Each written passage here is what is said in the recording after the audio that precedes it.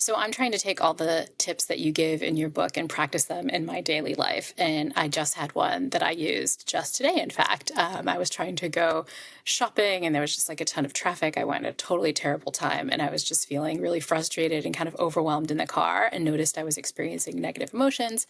And so I decided to use your hack of labeling my emotions. I was in the car by myself, so I get to say out loud, I'm really frustrated right now. I'm feeling very overwhelmed. I'm feeling very like time famished. I hate this. I hate this traffic.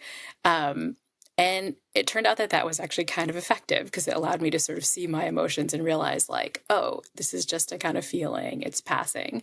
And so, give me a sense of how that strategy worked. Why is labeling our emotions so powerful for actually reducing our stress? When your emotional part of yourself is on fire, just labeling it brings your prefrontal cortex on board. It allows you to invite the part of your brain that helps you with thinking more clearly. And so just taking a second, it's almost like if you're deep in the deep end of the pool versus kind of noticing the pool. And so just taking a moment to step back and label. And I find it so helpful not only for us, but also to do this aloud for our kids and the people around us, because taking a second to model this is one of the key ways that we can teach our kids to also manage their emotions. And so just I see a lot of clients in my practice that have deeply feeling kids, and them taking a moment to say, I'm feeling really angry right now. My anger is at a 7. Let me slow down and not do anything until my anger comes down to a 5. This is an priceless learning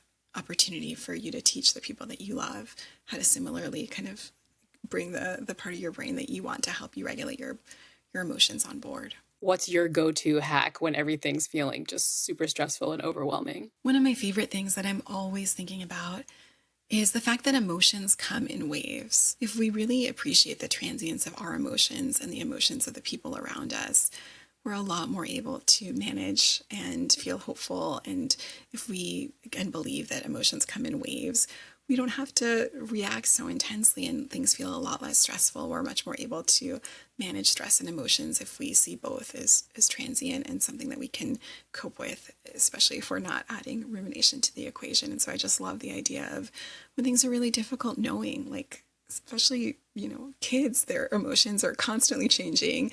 And especially if your kids are kind of before the age of when you start ruminating, before your kid might be like on the floor screaming, but then they might be laughing, especially if you're playful and singing a song a couple minutes later. And so when things feel overwhelming, really appreciating emotions come in waves.